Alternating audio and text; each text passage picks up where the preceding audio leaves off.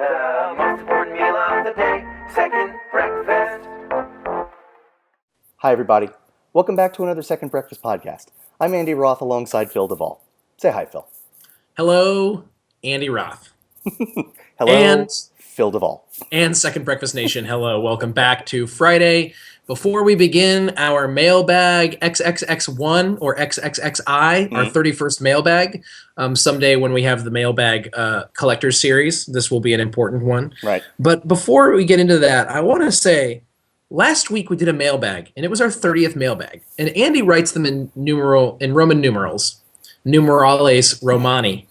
And what really frustrates me is that I had been thinking, like literally 2-3 weeks ago, I was like, we're going to hit mailbag XXX.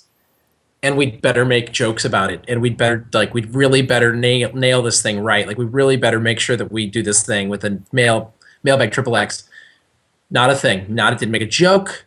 Forgot about it. Didn't notice it. And then you posted it. And I was like, missed opportunity. Really? Is that where you want to go? Is that what you want to do there? Because why don't you tell the nice people, Phil, out in Second Breakfast Nation, which one of us insisted at the very beginning that we make this a family-friendly podcast? Which one? I have a question. Ask me the question. What makes you think that because I want to talk about the Vin Diesel movie XXX during a mailbag, that you think that would be, what's not family-friendly about that? How can we do a mailbag that is XXX and not talk about the Vin? Did you think I meant something else besides the Vin Diesel epic? Phil, I thought you meant XXX State of the Union. It's severely underrated sequel. No, I've never seen that because I can't imagine that it could live up to XXX, the original, which I saw, I think it was the first movie I ever saw at the ArcLight in Hollywood. Nice. And I had gotten sunburned a couple days before to the degree. Have you ever had this happen where you were so sunburned that your whole body itched, but when you scratched it, it hurt and it didn't stop and there was nothing you could do? Mm-hmm. That's what happened to me and it was awful. That sounds terrible. It's only happened to me twice in my life, and it's the worst thing ever. Yes. Spoiler, XXX State of the Union does not live up to XXX. Who's the main character? Is it Ice Cube? It is. Okay. I think we've had our conversation here. I think we're all set. Yeah. We won't be doing Project Cube Way at any point. No, we will not.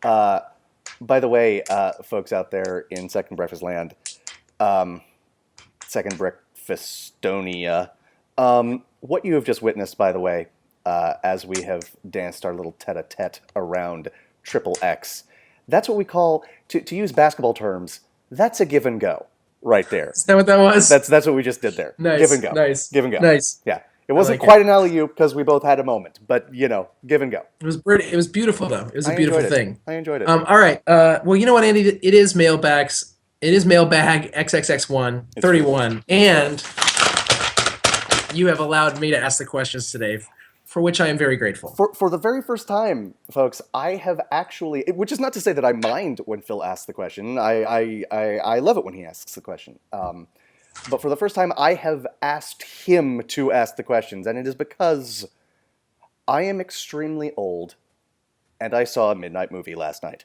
And so I'm done. I'm done with them. I believe the scientific term for what I'm going through right now, or my state right now, is completely wrecked.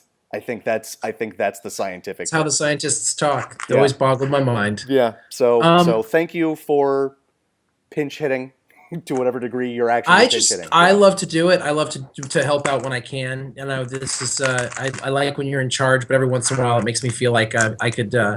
Like I'm a co-pilot, and I just every once in a while I like to feel like I can. You're like, Phil, take hold of the ship. I'm going to take a little nap here. Indeed. You got the controls? I got the controls. All right, that's how it feels. I know you're right there, right next to me. If anything goes wrong, we'll get through this thing together. You have the con. You have the con. Thank you. I went and saw the Hobbit midnight show, and could barely stay awake. And it hurt, and I wasn't enjoying myself. And I said, you know what? I'm not doing this anymore. Yeah. That was the last time. I'm not going to midnight showings anymore. Yes. I'm really not. Much like Sergeant Murtaugh, we are too old for this stuff. I'm too old for this grit. I'm going to start using the word grit instead all the time. I like it. I like that. Whatever. Mailbag. First of all, I want to say something. Our first letter is from a lady by the name of Allison. we've had questions from our friend Allison for the last 5 or 6 podcasts. Mm-hmm. And look, they're good questions. Indeed. I imagine nobody else cares if we just keep doing Allison questions, but there's a couple things. Clearly, she's ready to roll, and she's got these questions for us. But I do think I'm encouraging other people, guys, listen, be more like Allison. Right. I mean, in general in your life, she's an amazing person, but really, in particular, and then Allison, if you like the show so much, you should be telling more people about it. Yes. That's all I want to say to you about that. Yes, and then, Allison, you shall truly be a template for all other denizens of Second Breakfast Nation. There it is. There it is. Follow.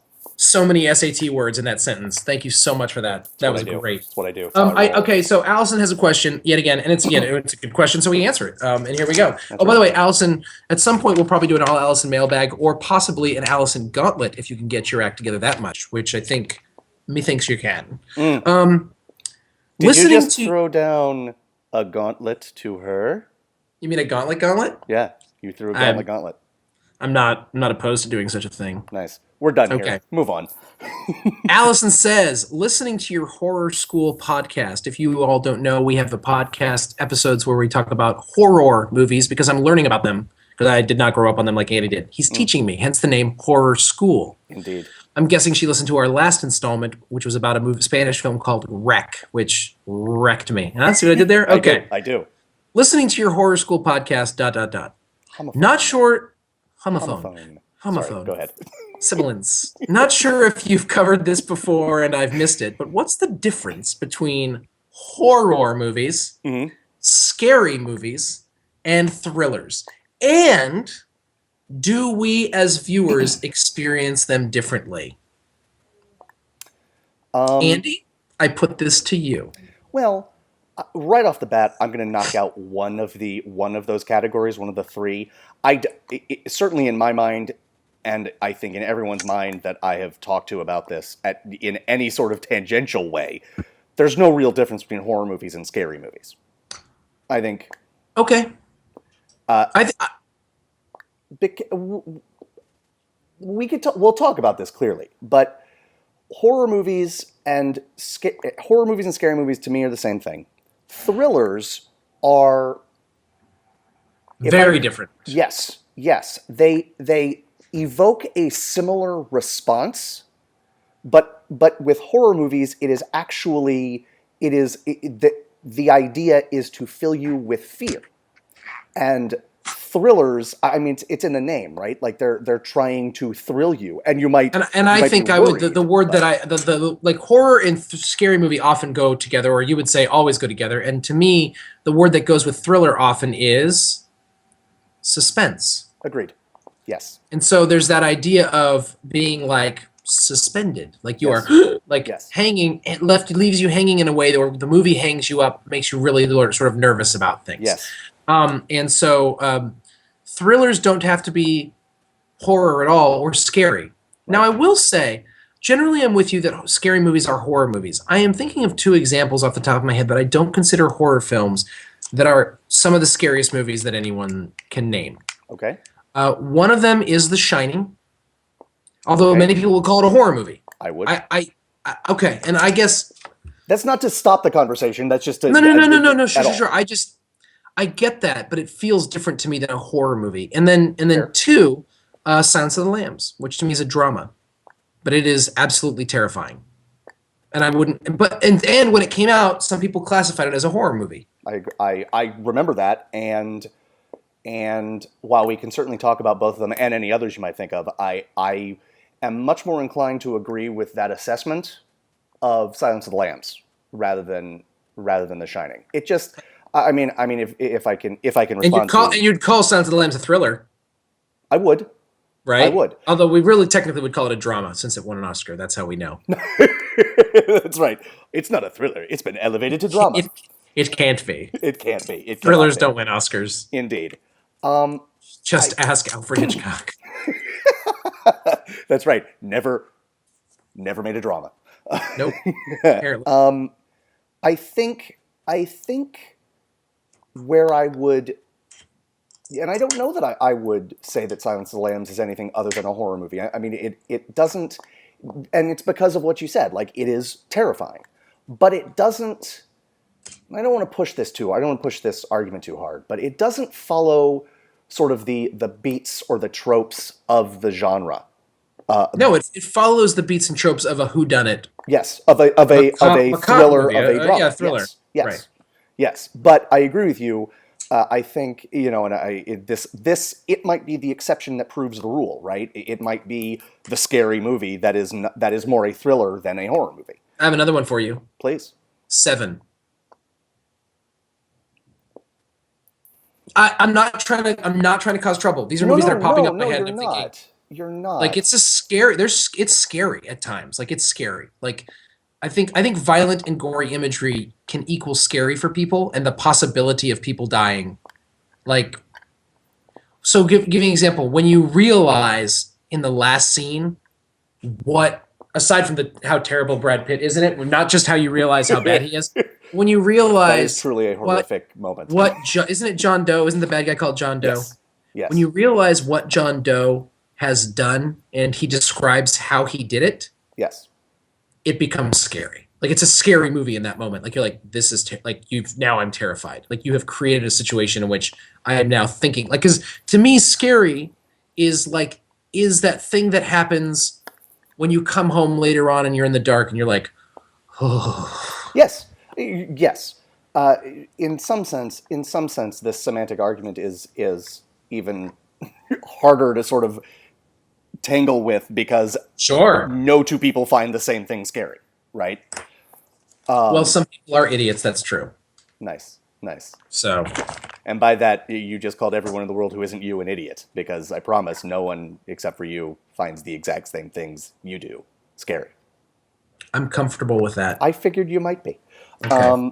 I figured you might be. I can't really dispute that. There are scary moments in Seven. I never thought of it as a horror movie because, again, although actually even more than The Shining, which I think absolutely follows the tropes of a horror movie.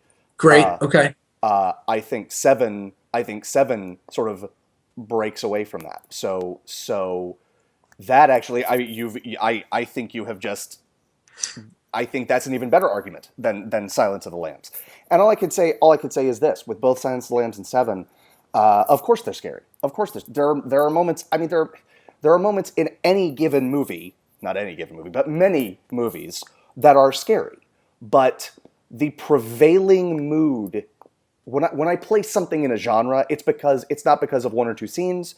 It's because of the prevailing mood in a movie. And I'm not going to say that the prevailing mood in Seven or in Silence of the Lambs or in The Shining is calm. I'm certainly not going to say that. It is unsettling.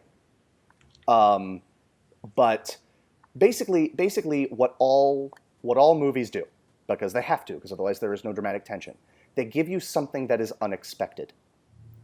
And for example, science fiction movies, or science fiction in general as a genre, it started because people wanted to explore themes of morality without, and they found they couldn't do it, or they could do it better using technology that was not in existence at the time. Right. But functionally, the ability to travel faster than light is, when you look at it from like a dramatic structure, is not different than every time there's a full moon, I turn into a wolf. Right. Because right. because it is something that is out of the ordinary. It is something that the characters in the movie, the people watching the movie, have to grapple with. Right. And what I think horror movies do, and for me, as I said earlier, and as you said, it almost always lines up horror and scary movies. What I think the unexpected does in that, in those movies, is it is not merely unsettling. It rocks you to a degree and in such a way that like something is truly unsafe. And I guess I'll use Silence of the Lambs as an example. there were absolutely moments where I felt unsafe, right? Yeah. But when you're dealing with Buffalo Bill, I very rarely felt unsafe. There were moments that were certainly unsettling, but I was like, he's a guy who kills women.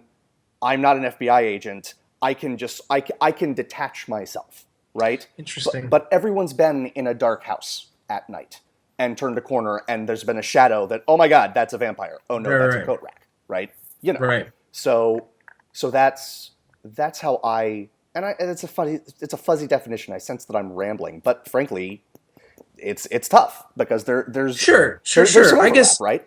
I guess for me, the very big difference is horror movies and thrillers, and then scary movies. And then scary movies can be either one. And another example that I have would be No Country for Old Men, which that character, Javier Bardem's character, scared the crap out of me. Yes. And to the degree that I went home and was just like, I was unsettled for the rest of the evening. That's one of the scariest movies I've ever seen, and it's not a horror movie. And it's just the inevitability of him is just and the randomness, the seeming arbitrary nature of what he does, and his inevitability to me is just, actually, I want to watch that movie again. Like, so bad. I haven't seen that in a really long time. That's really well said. Can I say why it wasn't a horror movie for me? I don't think it's a horror movie. Right, but maybe describing for me why it's not a horror movie for me will help clarify what I've already said. Sure. The prevailing, like when I walked out of that movie, yes, No Country for Old Men. Yes, when I walked out of No Country for Old Men, of course I was remembering Bardem's performance as Anton Sugar. Of course I was, right? But what stuck with me actually was the final monologue of Tommy Lee Jones, and this just you say inevitability and arbitrariness of Bardem's character. I think what Ed Tom Bell is doing there, it's the inevitability and arbitrariness of life as a whole. Oh, sure, but it's embodied in Shigor. It's embodied in his character. Absolutely. But I walked. And Tommy Lee Jones just articulates it. Yes, but I walked out of that movie in the best sense, deflated, because finished, done, exhausted. Yes. Yeah. Yes. Yeah. As opposed to the way you walked out of it, which was unsettled, and it's a valid reaction, of course, but that was just. But I'm not saying that in order to argue that it's a horror movie by any means. I'm not saying that at all. I'm saying I'm using it to give examples of movies that are scary but not horror movies. And now I would say generally when someone says, I do agree with you that when someone says scary movies, horror movies, they mean the same things by and large. Yeah. Those are the same people that say, zombie movie when a movie's not a zombie movie. Like, sure. Our job, I get what people mean, like scary movie, but I would also say there are scary movies that I'm trying to think, but like movies that startle you that are set up like a horror movie but aren't horror movies. Mm-hmm. Like Disturbia, which I never saw, but I know what it's about. Or like the idea of like suspense movies that are like, what's that movie where, Sam Jackson plays the cop living on that street with those people and he harasses those people and they can't, about like Lakefront Avenue or whatever it's called. Or whatever it's called, yeah. Right, Lakeview Terrace. Lakeview Terrace. Yeah, thank you. Anyways, like movies that make, like the movie coming up, Purge, that does not look like a horror movie. It looks like a scary movie. And those aren't the same things to me. Interesting. And that looks like a horror movie to me. Wait a minute. Okay, so wait a minute. So why? Because it seems to follow the tropes of not just a horror movie, but specifically something in the slasher subgenre. People, they're very often in the slasher subgenre, a lot of the violence takes place within houses, and so what horror movies, as I said, what horror movies often do. They take something that feels safe and makes it not safe in a deadly way, not like because to belabor the point, comedy does the same thing. Comedy is about the unexpected as well. But so what I mean, in Project Melway, we keep running across these Lethal Weapon movies, and in each one there is violence done against the house. Right, there's violence done against Danny Glover's house, sure. and that is something that that slasher movies do really well. Like you get home, why do you lock the door as soon as you get home? Because it makes you feel safe, right? Mhm. I mean that's Right. that's Yes. why. Yes. Yes. So you get home, you lock the door, and you are still not safe. That is fundamentally scary, Right. especially if you've got a family, because Oh yeah. when History of Violence came out, which in many ways is a scary movie and is not a horror movie, Right. David Cronenberg was asked, "What do you find scary?" Because he made the Fly remake, he's made legitimately horror movies in the past, and he was asked when History of Violence came out, "What do you find scary?" And his response was, "Going to pick up my children at school and them not being there." You know what I mean? Right. Yeah. And No. and Yes. Oh, totally know what he means. yes. Yes. So I guess if I can modify my earlier answer, I can't conceive of a horror movie that isn't a scary movie, at least supposed to be. Whether or not it's actually scary is a matter of Right. competency in the making of it. I can't imagine a horror movie that isn't a scary movie. I can imagine a scary movie that isn't a horror movie. Right. Right. And yeah, if it's a horror movie and it's not scary, fail on every level. Well, clearly, yes. And I would say if it's a thriller, it doesn't have to be scary, but it does have to be suspenseful, and scary would be a very good benefit for it. Sure. And Allison's second part of the question, which I think we've delved into a little bit, but just to sort of wrap a little bow on this, and do we as viewers experience them differently? I would say, Allison, I grew up loving thrillers and hating horror movies. So I think that may answer your question. The idea of a suspense movie has always got me. There was a movie that came out when I was growing up. I don't actually remember if it's good now. I remember loving it when I was a kid. So I'm not vouching for this movie now. Michael Douglas and Melanie Griffith World War II spy movie called Shining Through. Another one would be Kenneth Branagh and Emma Thompson in Dead Again. Yes. These two movies are thrillers. Dead Again terrified me as a child. Sure. And made me, I've never looked at scissors the same way again ever since I saw that movie. And I looked forward to those movies. And I remember looking forward to seeing Misery, which I don't consider a horror film. And I remember being confused because I remember Silence of the Lambs being billed as a horror movie, but I really wanted to see it. Sure. So there are, like, horror movies to me always connoted, for the most part, and this is where maybe my horror school will be helpful. There had to be monsters, gore, supernatural, things like that. I mean, there are exceptions, but that was basically my understanding. That's not an unreasonable basic definition. Right. Yeah. Right. And I never had any, and mainly I just never liked gore, and Sure. and for some reason don't love being scared. And I guess for some reason there's a difference between being scared by, now this is the heart of our question. I feel like there's a difference between being scared by a horror movie and being scared by a thriller. One of the things may be that thrillers, by and large, end okay. I that's exactly what I would say. Like the trajectory of a horror movie is often a downward slope. The Yeah. trajectory of truly a thriller is very rarely a downward slope. Yep. It usually, if not ends happy, at least ends safely. If I can pull that word. And the best way to look at this, if you really want to look at this, if you want to look at the master, you watch Hitchcock. Yeah. And actually, if you want to understand the difference between thriller and horror, for thriller, watch Rear Window or Strangers on a Train. Oh, yes. And then for horror, watch Psycho and The Birds. Yeah. Yes. Because they're basically horror movies that he made. Mm-hmm. And The Birds has one of the most unsettling endings of any movie. Indeed. Actually, The Birds is a very unsettling movie in general because, like, it starts for no reason and it ends for no reason. Yeah. And that's not right. No, it's not. No, it is not. So, anyways, what's a horror movie that I really liked was I think it was called The Mist. It was the Frank Darabont Stephen King movie. Although Stephen King turns out hates organized religion, and this movie like by his own admission, he doesn't. I'm not making that up. Right, Like it's right, not right. just. Although you can just clearly see it, and in this movie, it's very clearly like religious people are terrible. Like the religious people are the bad people in this movie, and it makes me a little frustrated. But it's still an incredibly scary movie. Indeed. All right, I think we need to move on to our next question. I agree with that. And But thank you, Allison.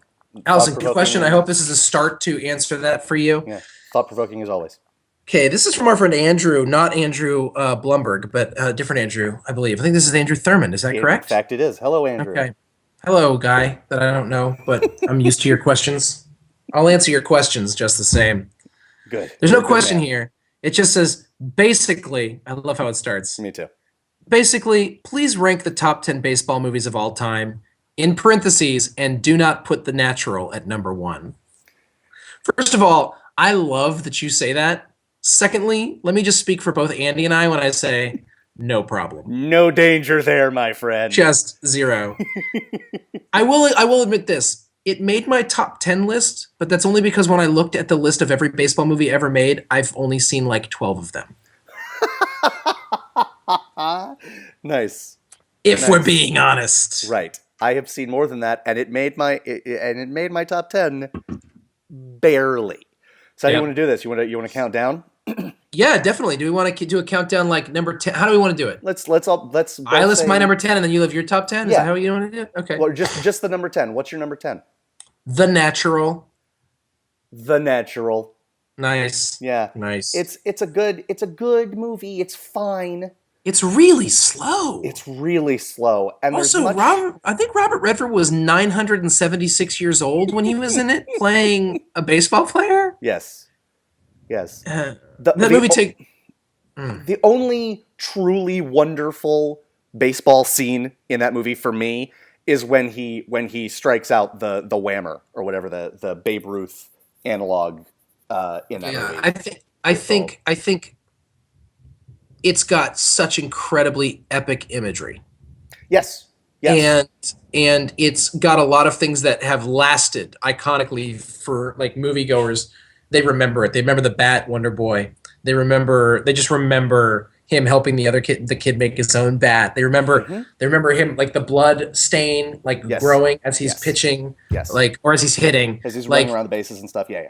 You remember the ball hitting the light and the lights going out. Exploding. I mean, it's just got these moments that are so romantic in terms of in fact, when I look at my list, there's probably only one other movie that treats baseball itself as romantically as The Natural treats baseball. And that movie is my number 1. I won't say what it is.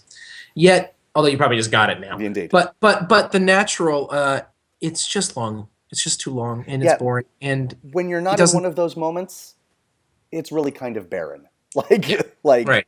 Those moments are transcendent, but those are islands in a large sea. There are movies that use Kim Basinger right, and there are movies that don't. Sure. That's all I'll say about that. All right. Is she in The Natural? Wait, isn't she the girl? Isn't she the one? Am I making that up? No. It's the woman who shoots him is Barbara Hershey. Oh. They look alike sometimes. They do. They do. Let me just say this. Let me start all over again, shall I? Please. There are movies that use Barbara Hershey right. And there are movies that make me I'm wrong. I'm wrong. Oh, Kim Basinger is in it. Yes. She's in it. I think I just totally I knew I wasn't steered you crazy. wrong. I apologize. Yeah, no problem. Yeah. I'm just saying there are movies that use her right, and then there's The Natural. Right. That's all I'm saying. Okay. Oh, Kim Basinger she's his girlfriend. That's right. I apologize. Use Kim Basinger right, people. All right. Seriously. No, I agree. Oh, yeah. Okay. Number 9. Number 9. Kind of a cheat. Because it was not, at least originally, it may have been subsequently, but it was not originally a theatrical movie. 61. 61 asterisk. Yes. Now, if we have the movie on the same top 10 list, but I don't have it at the same number, should I just wait and say it later? Yeah. Okay. Yeah. 61 is about the pursuit of Babe Ruth's home run record for a single season of 60 with Mickey Mantle and Roger Maris, and sort of the pressure that Roger Maris was under, and Thomas Jane plays Mickey Mantle, and Barry Man. Pepper plays Roger Maris. Yeah. And they are both, first off, they basically cloned them to make these two actors. It is Yep. unbelievable how much they look like the ball players they are portraying. It And is they're amazing. both great. It's a solid, sweet movie that Barry Pepper is the real deal. he really is. I'm very sad that A, he was in Battlefield Earth, and B, he hasn't had more of a career, although those two things might not be completely unrelated. That's right. Directed by Billy Crystal, who is a huge Yankees fan, and it shows. He has a lot of love for the story that he is telling. Yeah. Go for it. Number Barry 9. Pepper, man. Barry Yeah. Pepper. Number 9. I'm going to apologize for my number 9 and then remind you all that I haven't seen a lot of baseball movies. Okay. But I do think this movie was incredibly flawed, and I still think it belongs on my list, though, because of the things about it that I love. Okay. The strangely maligned film from this year called 42. Wow. Okay. Okay. Well, I've only seen like 12 baseball movies, dude. Okay. Okay. All right. I mean, really, it would have to be pretty. I mean, I'll tell you the ones that didn't make it later, but I mean, Sure. here's the deal. Yeah. It wasn't great, but the stuff that was great, I loved. Sure. And unlike a lot of baseball, first of all, when I look at my list, a lot of baseball movies aren't actually about Major League Baseball. True. That is very true. Minor League Baseball, Little League Baseball, Mhm. the Girls National League Baseball, like Mhm. all this stuff, fictionalized leagues. 42 is actually a movie about baseball history, and I took my wife to it, and she liked it, and she liked the baseball scenes, and she was interested in what was going on in the story. Like the baseball stuff worked. Yes. So the baseball stuff worked. It integrated into the story really well, and even if it overdid or lionized or whatever you want to say, like it still told the story of a guy I was really glad they told the story of, and I loved everybody in it. And while it was not perfect, and while it felt like a baby boomer's like apology letter to a country, it's still just and Alan Tudyk was amazing. Yes. An extremely brave performance by Yep. him. Yep. Yes, I- that's right. And Leo DeRocher. Actually, Yes. I mean, I liked everybody in it. Yes. And I I thought mean, the I woman who did played too. Jackie Robinson's wife was really great, but also just happened to be one of the most beautiful women I've ever seen in my life. No big Agreed. deal. So I put it on for those reasons. I like that. Anyway, that's all I'll say about that. the only thing I'll say, it did not make my list. Right. The only thing I'll say to that is, there was a time when Spike Lee was attached to a Jackie Robinson biopic. Yep. I would love to see that movie. Mhm. Like, while I enjoyed myself at 42, my desire to see a baseball movie about Jackie Robinson is not sated. My hear thirst is you. not quenched. I want more. I would love to see a Jackie Robinson movie by Spike Lee 20 years ago. Totally fair. Totally valid. So, okay. Number 8, Andy. Oh wait, what was your number 9? 61. Oh, no, 61. Okay, number 8. Yeah. Pride of the Yankees.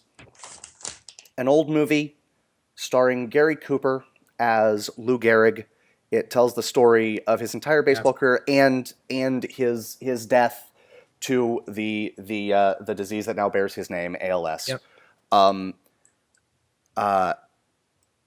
I don't know that there has ever been in Hollywood history a better pairing of actor and role than Gary Cooper as Lou Gehrig. Yeah. Like, you can never find anyone who says anything bad about Lou Gehrig, and that's before he died of a debilitating disease. Right. And Gary Cooper is like goodness personified. If there was anyone What was else, Gehrig's nickname? Wasn't it the Iron Horse? the Iron Horse. The Iron Horse. He is. No one says that to someone they don't like. That's true. That's true. That's right. That's not. Hey, Iron Horse. You. I mean, jerk." on the other hand, if there was like if you were in college, you wouldn't call a girl Iron Horse. That wouldn't go well. But I think other than that, I think you're in good shape. As a Right. baseball nickname, it's clearly making a statement. Right. As a baseball nickname, it is. You're not on the fence there. He is wonderful. He's the baseball scenes I actually don't remember much of, and that's why it's sort of low on the list. And also because I flat out love the movies above it. But his wife, played by Teresa Wright, who I believe is in Shadow of a Doubt that you just saw recently. Mhm. She is wonderful. She is just spectacular, and Nice. it's just a great one of the most indelible scenes in movie history, not just baseball movie history. I consider myself the luckiest man on the face of the earth. I mean, if you can watch that scene, that's one of the top 5 dude cry scenes Yep. in movie history. Yep. I think So that's accurate. yeah, so that's my number 8. How about you? Number 8 was 61 asterisk, which we've Nice, already spoken about. nice. So it would be Anything to add? higher. It would be higher, but it's about Yankees. Nice. So it's lucky it made my list. Nice. Well played. You want to go ahead with number 7? Number 7, a little film called Rookie of the Year. Nice. This is a film where a young boy gets an arm surgery and it somehow magically makes his arm like crazy, awesomely good, and he can throw 102-mile-per-hour fastballs as a 13-year-old. And the Chicago Cubs sign him. Gary Busey, an old veteran pitcher, mentors him. Mm. Daniel Stern both directs the film and acts like a total idiot in the film to comedic effect that is fantastic. Yes. And Is that the movie where he gets trapped between the 2 doors in the hotel? yes, it yes. is. Okay. Right. Another disaster. He's just a disaster in that movie. It's great. And Yes. then Daniel Stern, man. Anyways, Yeah.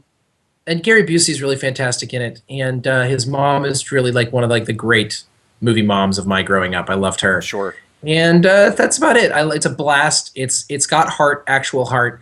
It's got a scene of the kid getting on base because they can't find the strike zone, and then standing on first base, trash talking the pitcher, saying pitcher's got a big butt, pitcher's got a big butt, which is hilarious.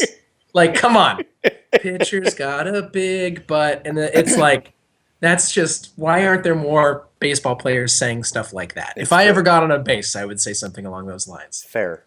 I confess, Rookie of the Year did not make my list. It's okay.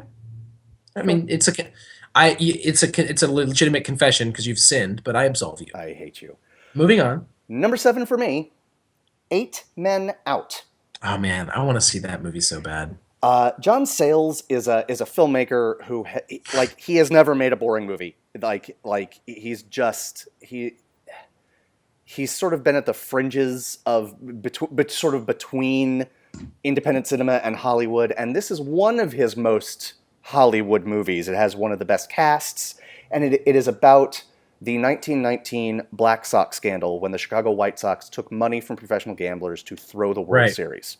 The 8 men who were implicated in the scandal were immediately, like that off season, they were thrown out of baseball and given a lifetime ban. None of them ever, and banned from the Baseball Hall of Fame. Yes, which I have a problem with. I agree. DB Sweeney is wonderful as Shoeless Joe Jackson. There's a very young John Cusack as Buck Weaver, who was sort of unfairly lumped in. He had heard about it, but he didn't take any money. There's the pitcher that was involved. I don't know if you say his name Sikot or Sikoti, but he was played by David Strathairn, who is just one of my favorite actors. It's a marvelous movie. I love David Strathairn. David Strathairn is one of my favorite actors as well. He's a guy who just like you believe him implicitly when he shows up. Yes. Yeah, huge fan. It combines 2 of my favorite genres: the baseball movie and the courtroom drama. I would love to see this movie. I really want to see it. It is marvelous. It is streaming on Netflix. Yes, and if you have any interest at all in baseball history, and no judgment if you do not, but if you have any interest in baseball history, it's an event that you have to know. It's an event you have to know. Judge. I judge them. Yes, and I wouldn't say that it's not a documentary, right? He takes liberties with the truth, but it's a wonderfully interesting movie. Yep. Good. Number 6. Shall I go? Yes. Okay. Before I say this movie, while I love 7 and 8 on my list, 8 Men Out and Pride of the Yankees, and while I like The Natural and 61 very much, okay, the big divide on my list is between 6 and 7. The top 2 movies on my list... Me too. Yeah, the top 2 movies on my list are sort of inviolate. They're there they're there. But 3 through 6 are basically tied. It's whatever mood I'm in. So I could see that. number 6, a movie that not only do I love, I actually think is perfect. Okay. The Sandlot. It's number 6? I know. You're I a failure. know. You're a failure as a human being. You know what? I'm just saying. You've seen 12 baseball movies and you made a top 10. I only did it because they asked me to. You know what? I wasn't like, hey, Andy, let's do a top 10 baseball. Weren't you? No, I was like, hey, let's do whatever your stupid friend Andrew's question is. Andrew, remember who loves you. The Sandlot not is me. you know what? I'll let you talk about it when you clearly talk about it later on in, It's a good idea. in the podcast. That's great. I'd like to say that my number 6, I'm embarrassed by how low it is. And I'm embarrassed by how low it is, but it's as low as it is because if I put it any higher, I would just be doing that to sound cool because I've only seen it once. Okay. By the way, I likewise. Whatever movie dropped to 6, I would have been in some sense embarrassed by. Fair enough. Go for it. Bad News Bears. Okay. I have heard often this being referred to as the best baseball movie of all time, Yes. or one of the best. I think it is one of the best. I'm sure it's better than it is on my list. I'm sure I can look at least one movie that on there that people will say, or two. I would say people probably think Sandlot's not as good as Bad News Bears. Fine, I get that. Mm-hmm. I grew up with The Sandlot. I've seen Bad News Bears once. It's my brother's generation. I haven't seen it a ton of times. That being said, it's phenomenal. It is amazing. Walter Matthau is a revelation. Yes. And I want to say this. The thing about Walter Matthau, when I use the word revelation, I mean it seriously. I could use a lot of different words. Because here's the thing. Walter Matthau oftentimes plays this sort of schlubby, sort of like slobby, sort of like doesn't care guy. Mm-hmm. But he manages in this movie to make it feel different. Like he manages to have, and there's a seedy side to it, an unlovableness to it. Mm-hmm. You can see why when they remade it, they chose Billy Bob Thornton, Yes. even though they shouldn't have remade it, and No. they shouldn't have done that. No. And Billy Bob Thornton just shouldn't have agreed to it. Right. If it was going to work, Billy Bob Thornton is the man for it. That is Based very well said.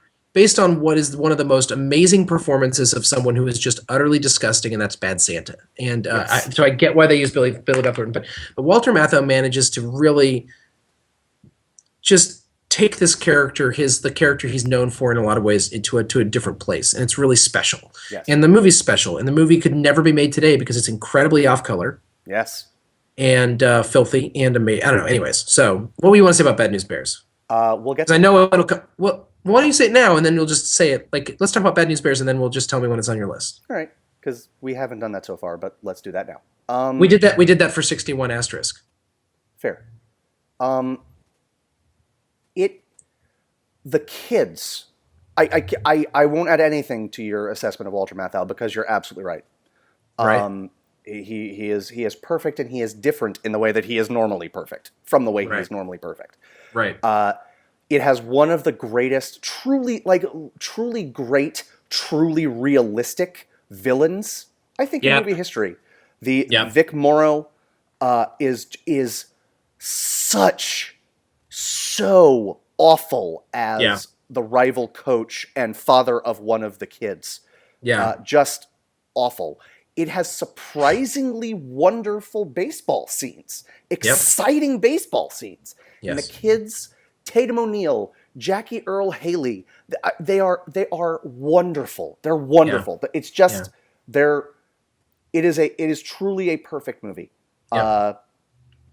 I can't fault you for putting it as low as you did for the reason you did, but there's just not a chance it would be that low for me. But yes. I don't blame you. Yeah. I don't blame you at all. Yes. I'm ashamed of where it is on my list. You're all good. Okay. Number 5 for you? Yes. No, what's number 5? I was about to start saying. Oh, sorry. Dude, I'm sorry. let me work. A League of Their Own. I'm not good at this. I know. Being in charge. Okay. It's A League of Their Own. League of Their Own. Yes. The women's professional baseball league that sprung up when all the men were off at fighting the World War for the second time, World War Yes. II. The Second World War. Yes, indeed. It is, again, marvelous baseball scenes. Really Yes. good.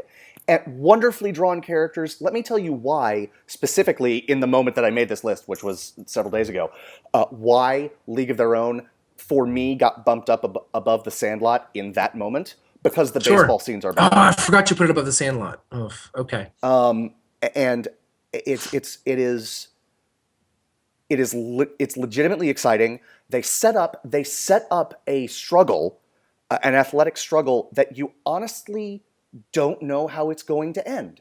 And that's a rarity. Like, you could see it legitimately and validly ending a number of different ways. Mm-hmm. And because of that, and so, I mean, let's be honest, I see a lot of movies, I see a lot of sports movies. Generally, you know how they're going to end. Yep. And I honestly didn't.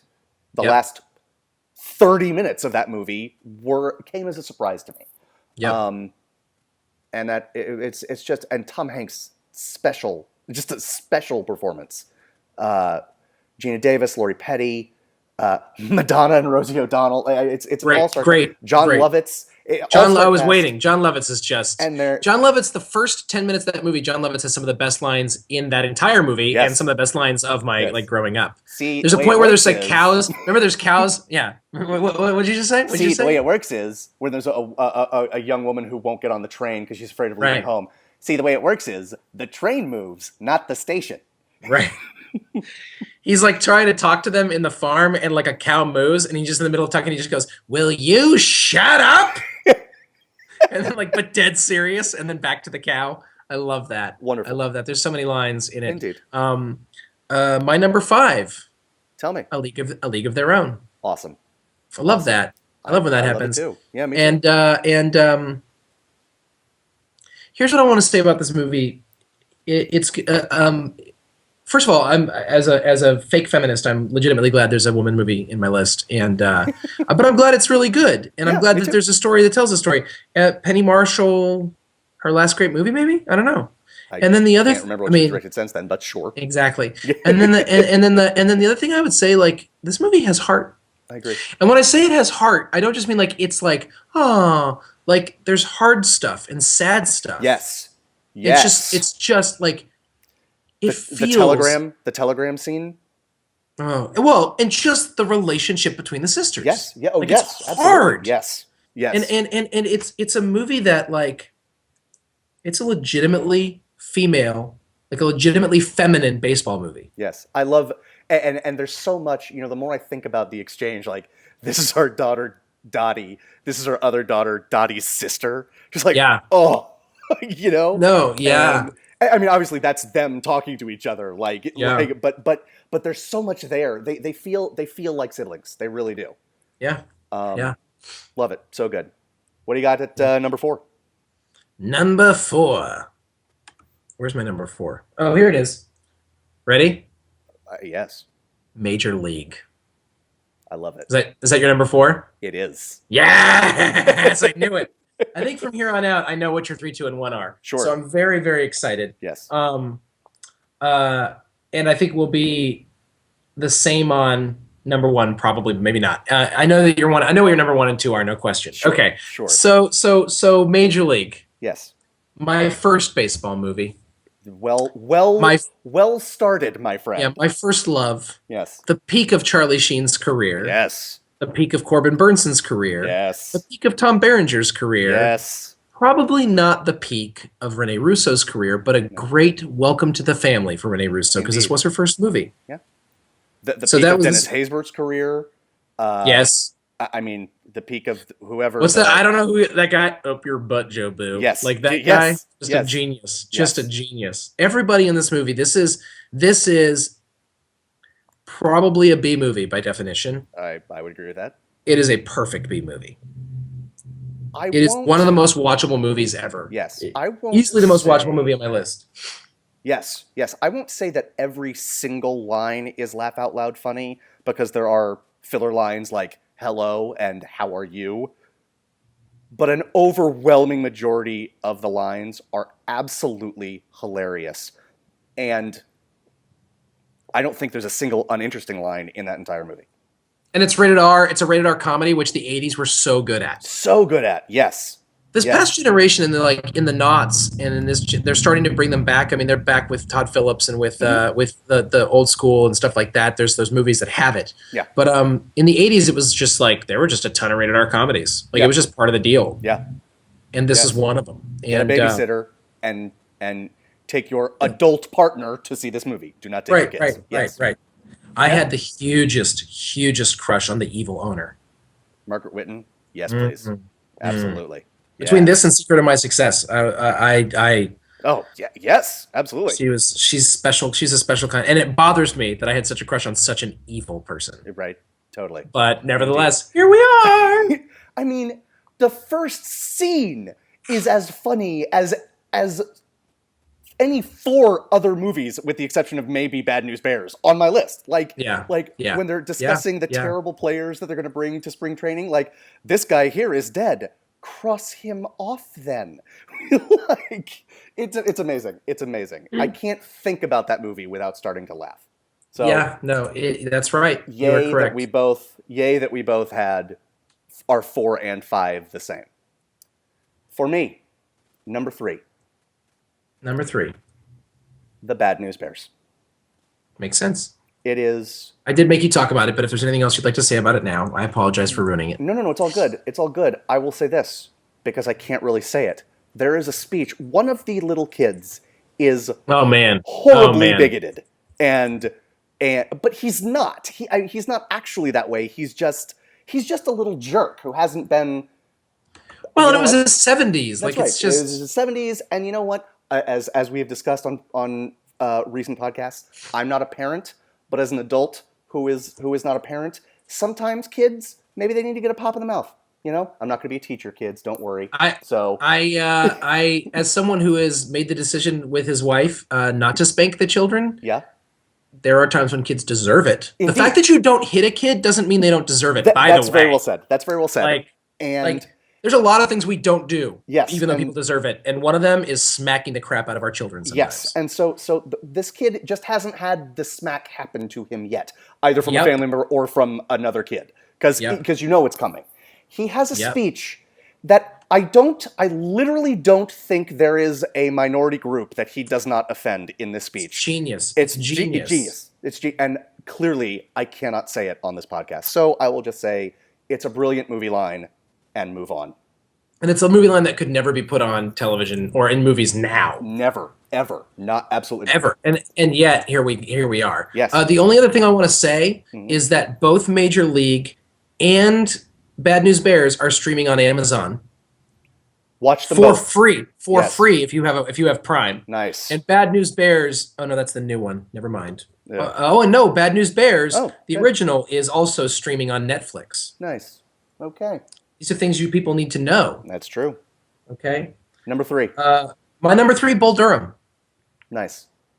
You know, I didn't like Bull Durham very much the first time I saw it. Okay. And it bumped up on my list because I had been told by you and several other people this is the greatest thing that ever happened since anything ever happened to anybody. I think you and maybe our friend Jeremy. Right. And I saw it and I was like, oh, okay. Yeah. I was a little bit more morally priggish than I am now. Sure. And the movie is of questionable moral standing, but the scene at the mound.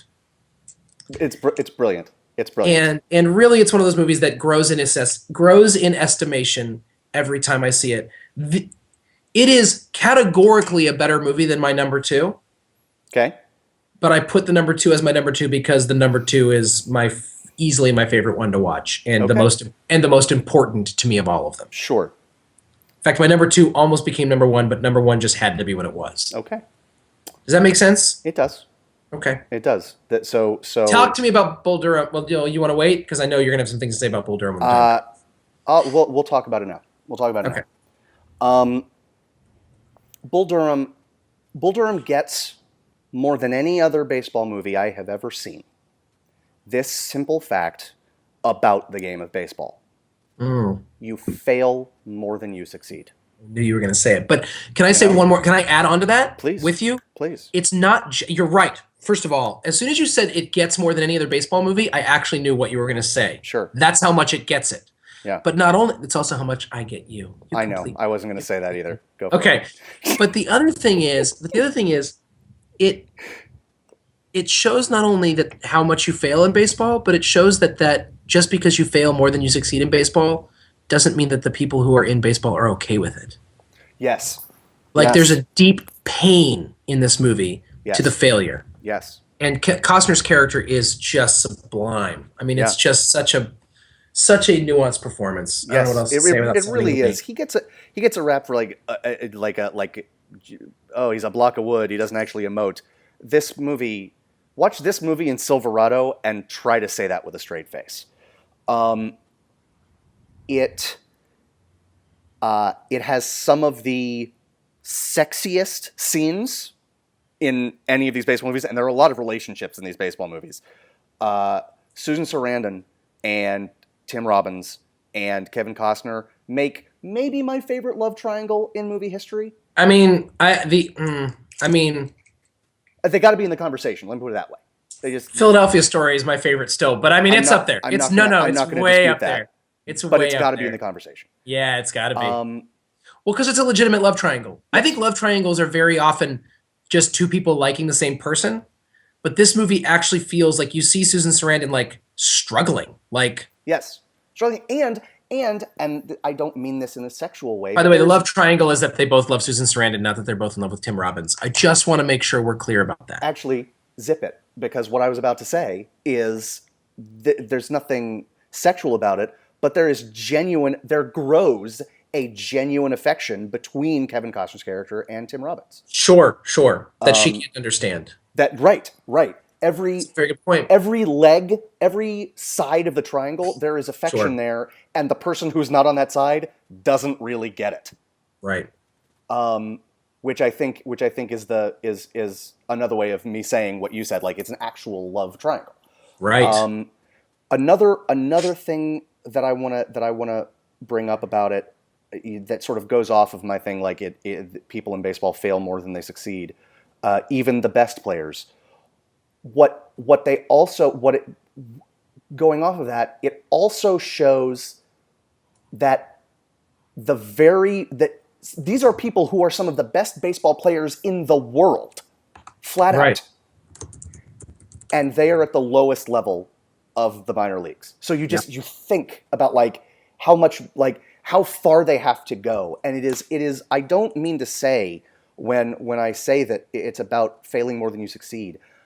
And when you said, I absolutely agree with you, like, the people are not okay with it. Right. Having said both of those things, it is not a movie about failure. Right. These people are not failures. You meet players who end the season not on the team. They get released. Right.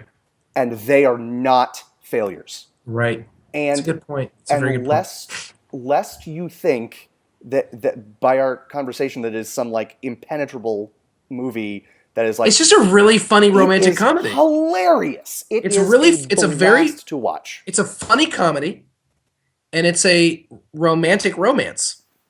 Agreed. Like it is a successful romantic comedy that we just really delved into. But if you don't care about any of that stuff, it's just really funny and really well made. Yeah. Sexy. Yes. So number 2, what do you got? The Sandlot.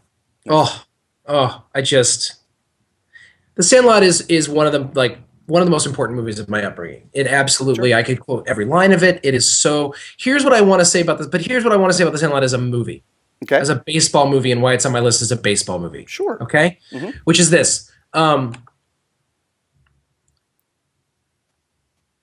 The movie is able to actually integrate baseball with childhood in a way that makes it feel like, first of all, if you didn't play baseball growing up, which I did very, very marginally, but not like this, Right. makes you feel like you either wanted to or you could see yourself there with them. Yeah. This is a movie that makes you, this is a baseball movie, and that makes you actually love baseball more. Yeah. It makes you want to play it. It makes you want to play baseball. It makes you believe in what baseball can be. Yes. It makes you feel it makes you see why children love baseball and why they should or why they could or why they used to. I don't know, whatever you want to say, but it approaches baseball with childlike wonder That's well said. and does it in a way that's not, in my opinion, overdone. I agree. So often when you have kids in movies, that it's melodramatic or it's cartoonish, and these kids are not. They're all good kids, but Sure. they're not.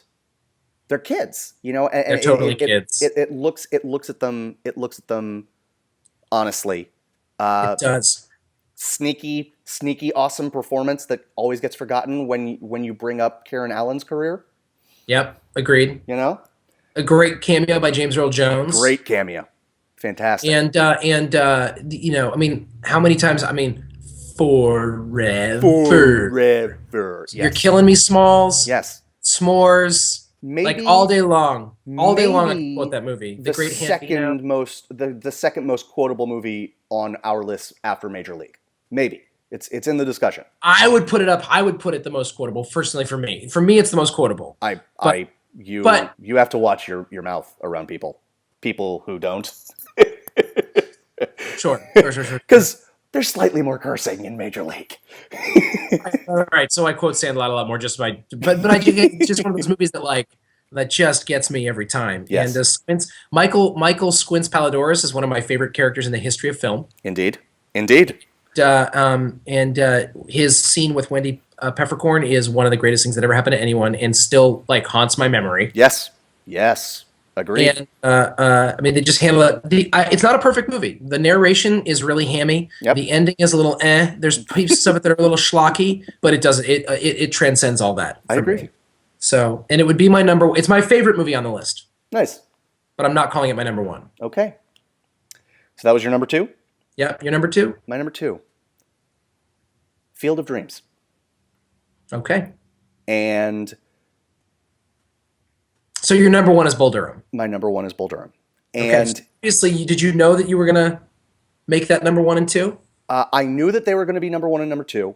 I knew that Bull Durham was going to be my number 1, but for much of my life, Field of Dreams was my number 1. And it Sure. may yet be again at some point in the future. But I can't imagine a baseball movie knocking either of them out of the top 2. Let me put it that way. No, right. Field of Dreams is not so much about...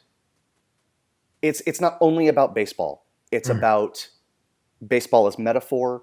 It's about how baseball fits into our lives as Americans. And I know that sounds high-minded, and I don't care. It's a perfect movie. It's a perfect myth, movie. and it's and you have to sound high-minded because it's a mythological movie. Yes.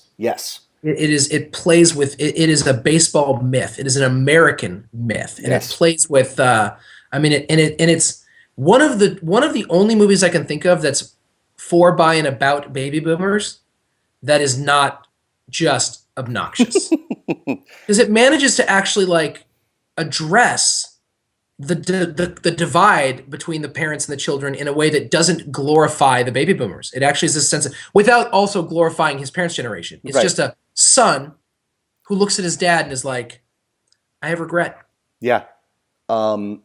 It's a movie about regret being redeemed. The performances in this movie, there is not one of them that is not... I'll use the word. That's not transcendent. There's not a good performance in the movie. They are Right. all phenomenal. Even the kid, Gabby Hoffman, is wonderful. Kevin Costner, Amy Madigan, Phil and I were talking about this offline a few days ago. It gets my vote for like sneaky best movie marriage of all time. It is. Yes, They are, yes, they are yes. wonderful together in a realistic way that most movie marriages aren't. James Earl Jones, Burt Lancaster, Timothy Busfield, Ray Liotta. Yep. All of them. It's Frank Whaley as the young Moonlight Graham. Yep. It is the most hopeful movie that has ever been made about baseball. It's one of the most hopeful movies I've ever seen, because it is about how something, in this case baseball, can elevate your spirit and can, as you perfectly put it, redeem, solve regret. Yep. No, yeah, and yes, and if it takes magic, it takes magic. Right. Look, Yes. this is my number one. Your number, this is my number one, and even though Sandlot's just a more watchable movie, Field of Dreams I didn't watch until I was an adult, and it just crushed me. And now that my dad's dead, and I'm a baseball fan, forget it. I won't even try to say what he says to his dad in the last thing, because I'm tearing up thinking about what he says. The line between him and his dad, I mean, is just When I gave you my number 8 prior to the Yankees, and I said, I consider myself the luckiest man on the face of the earth. Right. That's way up there on the dude cry scale. If you meet a male of our species that does not cry at the end of Field of Dreams, do not date him. Do not tell your friends to date him. Tell your friends not to date him. I would say stab him in the heart with a wooden stake, because he's probably a vampire. Like, I wouldn't trust that person. Indeed. And I use the word person as loosely as possible. As loosely as possible. Be human, for God's sake. He is a robot sent from the future to destroy us all. Yep.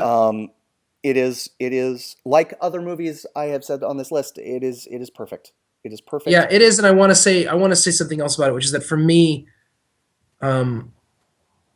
I love movies that are willing to go places that are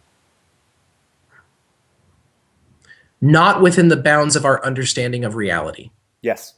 As a person who is in the field that I'm in, who believes in God, who believes in God for a living, and but who believes in God, and I believe in spiritual things. I believe in things that we can't explain, and I think there is this sort of underlying idea in our world that, even though we don't say it, I think we all sort of go, yeah, but things that are unexplainable, we believe. The modernist mind says we can explain it away. The Sherlock Holmes mind says if you're smart enough, there is an answer. Yes. Figure it out. Yes. How this isn't really supernatural. Yeah. Yes. And that just doesn't work for me. And the fact that there's a movie that just that the supernaturalism is perfectly plausible, like it works. It's not this sort of like, I mean, it's magical, but it doesn't exist in this sort of other world or science fiction or it just feels completely natural.